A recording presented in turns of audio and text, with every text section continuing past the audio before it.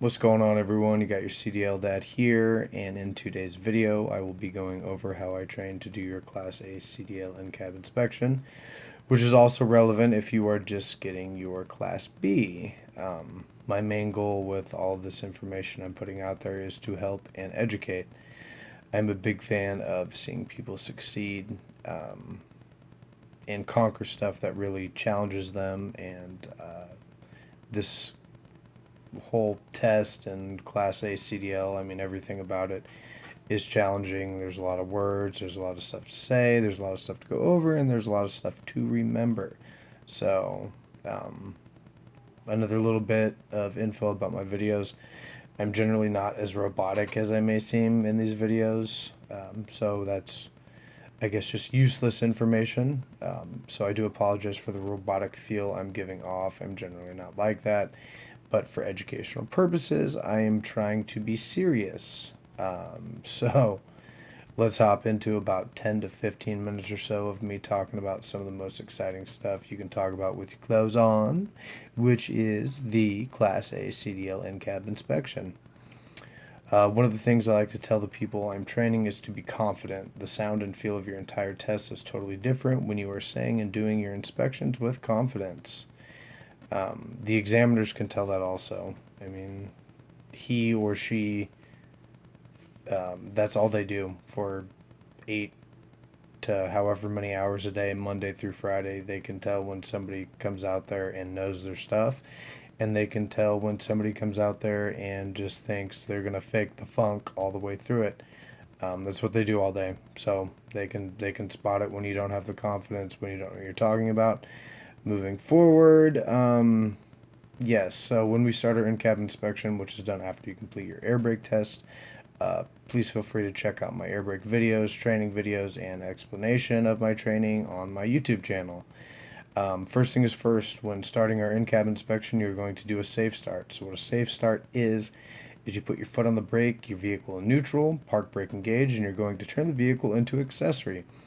You're going to mention your ABS light did come on as well as come off, and you're going to mention there are no other irregular warning lights on the dash. Then you are going to start your engine. So you're an accessory, then you're going to turn your key over and actually start the engine. I always tell my trainees to do your inspection on levels, and what I mean by that is doing only what is at eye level, starting at the topmost level and working from left to right, then moving down a level. So doing everything at eye level. So you start with what is directly in front of you, and from left to right. So, starting with that, we would start at our driver's side window glass, and what we would say is our driver's side window glass is not cracked, damaged, or loose. It is clean, clear, and visible, and free of illegal stickers. Then you move on to your driver's side mirror. It is not cracked, damaged, or loose. It is clean, clear, and visible, and free of illegal stickers. My driver's side quarter glass is not cracked, damaged, or loose. It is clean, clear, and visible, and free of illegal stickers. Our windshield is not cracked, damaged, or loose. It is clean, clear, and visible, and free of illegal stickers. Our wiper blades are not cracked, damaged, or loose. There are no abrasions, bumps, or cuts on the blades themselves, and they make good contact with my windshield. I would also make sure my wiper fluid is properly working. So you would demonstrate your windshield wipers working, and you would also demonstrate your wiper fluid is also working. Then you would mention that your dash is clean, clear, and visible, and nothing is blocking your vents or in the view of your windshield. Then, still continuing from left to right, we would do our passenger side quarter glass. It is not cracked, damaged, or loose. It is clean, clear, and visible, and free of illegal stickers. Then my passenger side mirror is not cracked, damaged, or loose. It is clean, clear, and visible, and free of illegal stickers. As well as both of my mirrors, my driver's side and passenger side mirrors, are adjusted to my eyesight, and I can see down both of them, referencing my driver's side and passenger side mirrors. My passenger side window is not cracked, damaged, or loose. It is clean, clear, and visible, and free of illegal stickers.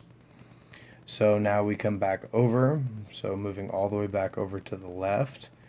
And moving down a level, and like I said, we just did all our window glass, so everything at eyesight when you're sitting up in your truck and looking, moving from left to right. So now we're going to come all the way back over to the left, and we are going to move down a level.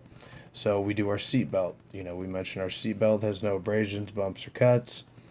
It properly latches as well as it unlatches. It is also properly secured to the vehicle with hardware. And you're going to demonstrate your seatbelt latching and unlatching.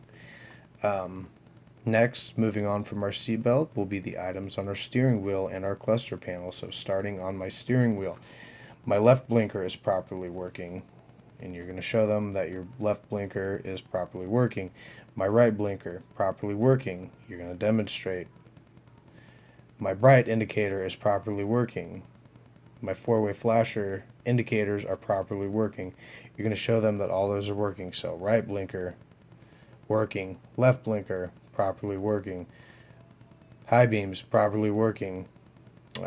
Four-way flashers, you're going to turn them on and show that the indicators for them on your cluster panel are properly working. Then you're going to do your city horn, honk. Then you're going to do your air horn, honk. You're going to demonstrate all of that. So then moving to your cluster panel, which is what all of your gauges are on, you have to say everything, excuse me, you have to say everything separately. Everything has to have its own individual sentence to get points scored for it. You can't just say my transmission gauge, my def gauge, my battery voltage, my air brake chambers, my oil pressure are all properly working. You have to make it an individual sentence about each one.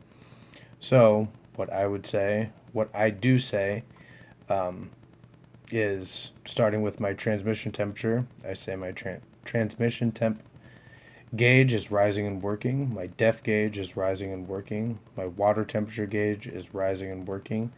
My oil pressure gauge is rising and working. My tachometer is rising and working. Then you apply gas to show that your tachometer is rising and working.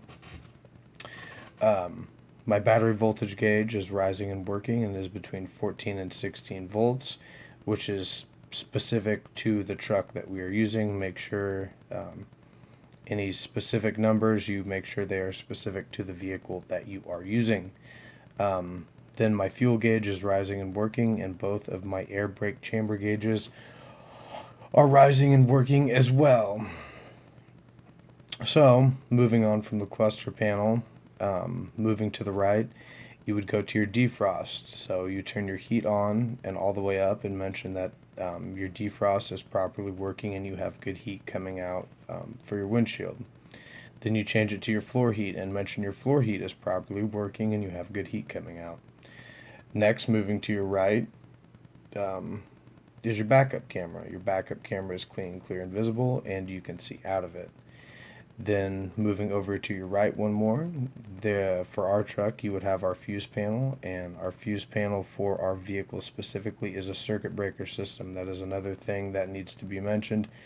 That is a vehicle specific thing. So the trucks we use, it is a circuit breaker system.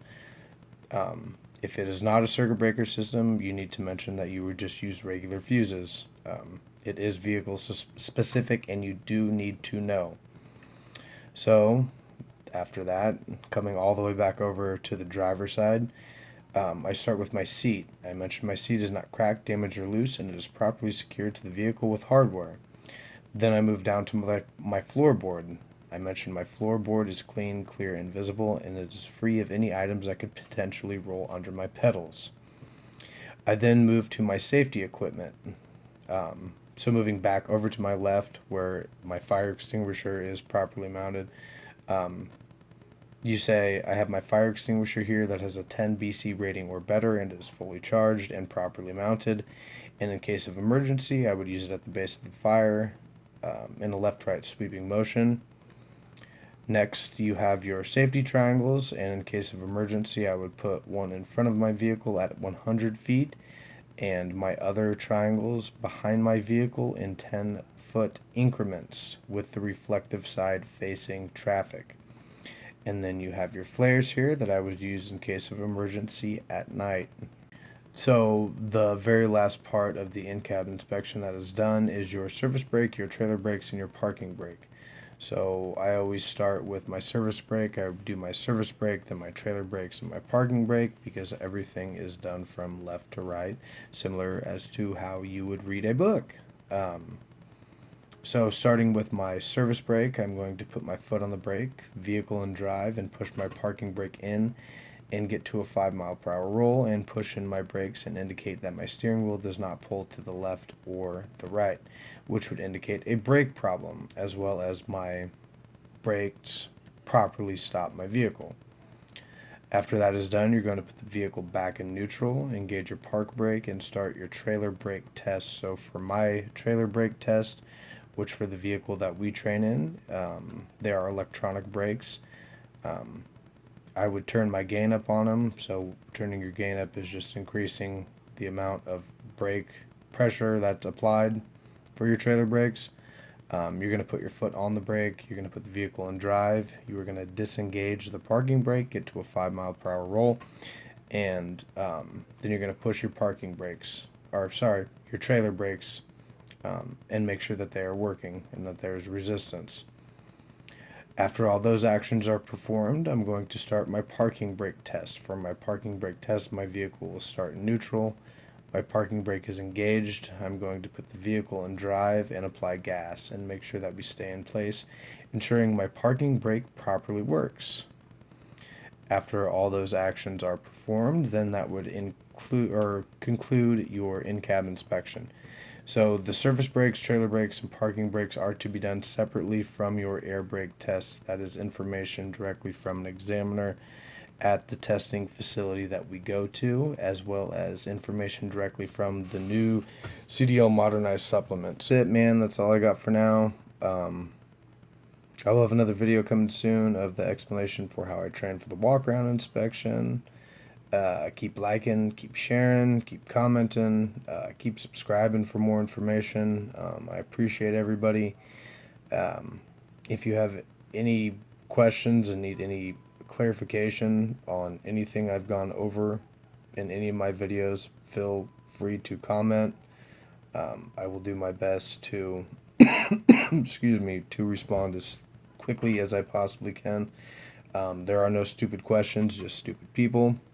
We cannot forget that. Just kidding. But stay tuned for more Class A information, as well as I will be branching into some other types of videos here in the next couple of weeks. As usual, you're not going to want to miss it. Bye.